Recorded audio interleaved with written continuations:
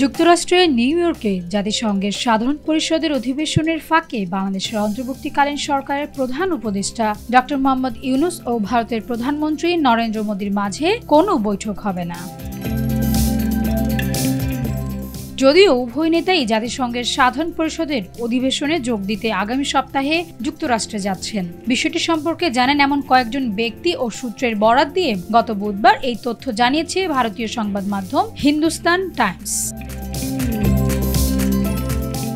সংবাদ মাধ্যমটি বলছে, প্রধানমন্ত্রী নরেন্দ্র মোদী আগামী সপ্তাহে জাতিসংঘের সাধারণ অধিবেশনের ফাঁকে বাংলাদেশের অন্তর্বর্তীকালীন সরকারের প্রধান উপদেষ্টা ডক্টর মোহাম্মদ ইউনূসের সাথে দেখা করবেন বলে আশা করা হচ্ছে না। বিষয়টি সম্পর্কে অবগত ব্যক্তিরা গত বুধবার এই তথ্য জানিয়েছেন।